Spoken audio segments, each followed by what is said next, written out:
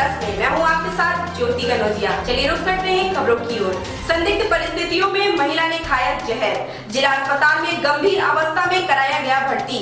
महिला ने जहर खाने की सूचना फोन से खुद अपने घर वालों को दी। महिला के पति व उसकी लड़की महिला के द्वारा बताई हुई जगह पर पहुंचे। महिला ने मानसिक तनाव के चलते खाया जहर। द न्यूज प्लस में आपका स्वागत है। बात करते हैं जी भाई साहब, क्या हुआ था? जी, मेरा नाम श्रीकांत मिश्रा है। कल हमारी मम्मी सुबह बैंक पैसा लेने गई थी, तो वहाँ पे घर से अपना अच्छी तरीके से खा पी के गई थी यहाँ से। वहाँ 2000 रुपये निकाला और वापस में आते समय हेमपुर के ग्राम के पास में वहाँ पे उतर गई थी। वहाँ से कुछ खाया पिया और खा के बाद में घर पे फ़ोन करते हैं कि हमने ऐसा ऐसा मतलब कुछ पॉइजन जैसा बताती हैं हमारी वाइफ को। तो हम और हमारे भाई लोग जो थे वो अपना ऑटो चलाते थे, अपना काम पे थे। तो हमारी वाइफ हमारे को फ़ोन करके बोलती कि मम्मी ने ऐसा ऐसा किया है। तो हम घर पे आते हैं तो हमारे पिताजी को जब ये बात पता चलती तो हमारी बड़ी सिस्टर और हमारे पिताजी उनको ढूंढने के लिए निकलते हैं। तो हमारी सिस्टर है फ़ोन बार बार लगाती है, तो मम्मी फ़ोन उठा के एक बार बोलते हैं कि हाँ हम हेमपुर के पास में एक पेड़ के नीचे मतलब बैठे हुए हैं।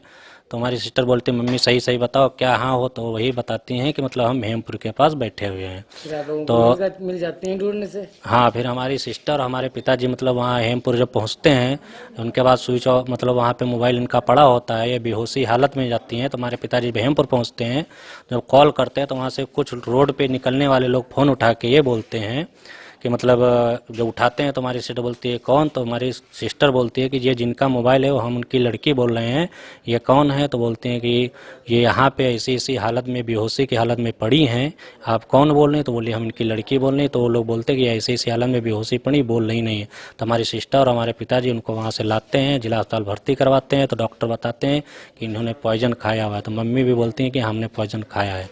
किस लिए खाया, क्या रीज़न था ये नहीं, क्योंकि उनको दूसरी बात उनको 4-6 महीने से मतलब साल खाड़ से उनके कुछ मानसिक तनाव भी रहता था। अच्छा, किस गांव के रहने वाले हैं आप? हम रहने वाले ही सीतापुर के हैं, हम सीतापुर में खास रहते हैं। अच्छा, मम्मी का खाद कहाँ गई थी? बैंक उर्दौली निकालने गई थी, उर्दौली में बैंक है।